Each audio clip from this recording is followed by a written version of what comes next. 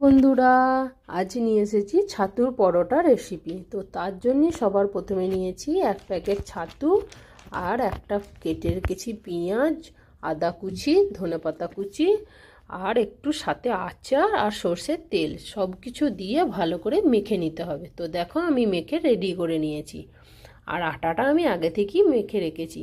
তো দেখো তার থেকেই লেচিটা কেটে নিয়েছি, দিয়ে দুটো আঙুলের সাহায্যে মাঝখানটা একটা ফাঁকা করে নিয়ে তার ওর ভেতরে দিয়ে দিলাম ওই পুরটা, দিয়ে ভালো করে দুটো আঙুলের সাহায্যে ভালো করে চিপে চিপে বন্ধ করে দিলাম।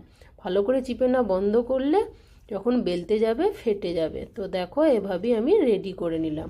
এরপরে দেখো আলুর তরকারি বানানোর জন্যে তো কি কি সব কেটে রেখেছি তোমরা দেখতেই পাচ্ছ, আর এদিকে আলুও কেটে রেখেছি। এরপরে চলো বানাবো।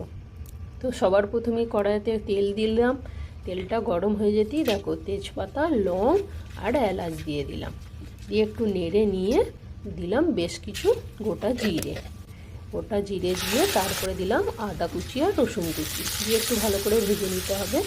ভেজে নিয়ে কেটে রাখা পেঁয়াজগুলো দিলাম আর কাঁচা লঙ্কা দিয়ে ভালো করে নেড়ে নিয়ে একটু পেঁয়াজটা লালচে করে নিয়ে এই ক্যাপসিকাম আর টমেটো দিয়ে দিলাম, আর একটু নুন দিলাম টমেটোটা যাতে নরম হয়ে যায়।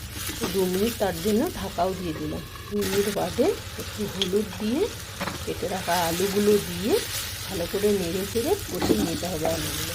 বাস কষানো হয়ে গেলেই দিয়ে দেবো উপর থেকে গরম জল অবশ্যই তোমরা দেবে, না এলে ঠান্ডা জল দিলে খারাপ লাগবে টেস্টটা। তো তার জন্যে দেখো আমি গরম জল দিয়ে দিলাম, তরকারি আমার রেডি হয়ে গেল। উপর থেকে দিয়ে দিলাম কসুরি মেথি, গরম মশলা গুঁড়ো আর ধনেপাতা, বাস রেডি।